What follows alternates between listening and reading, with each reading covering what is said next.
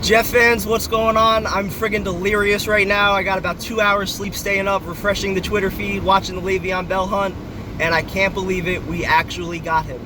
For all the people that were talking about Mike Maccagnan, that he doesn't have a plan, he doesn't know what he's doing, he needed to give up power, he can't draft a quarterback, we have no young defensive stars, he can't execute this offseason, Adam Gase is going to scare players away. All the narratives that you've been fed for the last 2 years have been bull. Mike Maccagnan knows what he's doing. He's had a plan ready to build around his quarterback.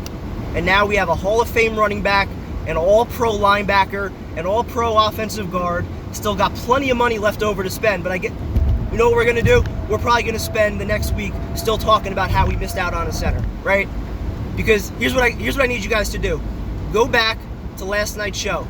3 hours of show, 3 hours of phone calls, probably 2.5 hours spent talking about how we missed out on a center, or Christian Hackenberg, or our Darius Stewart. Not Jamal Adams, not Marcus May, not Sam Darnold. No, not all our free agent acquisitions, CJ Mosley, game changer. No.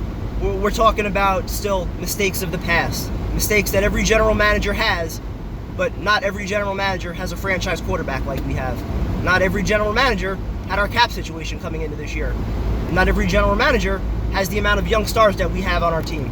So, quite frankly, I'm sick of all the BS, negative narratives that are out there. I've been telling you guys for 2 years now what this was going to be. There was a reason why I didn't allow myself to get upset for the last 2 years when they started this rebuild.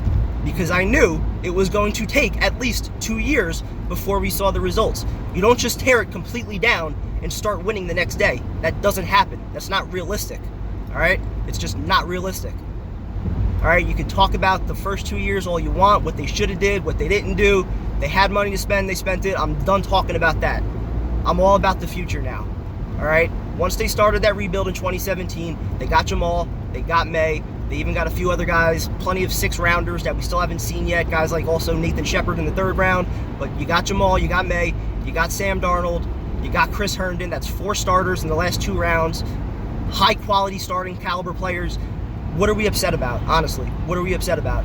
That's how you rebuild. That's how you form a young foundation. And they're complementing it with impact players in free agency. If you're not fired up to be a Jet fan right now, something's wrong with you. Something's wrong with you. Stop reading the BS narratives. Enjoy being a Jet fan. It's exciting times. Let's get it, boy.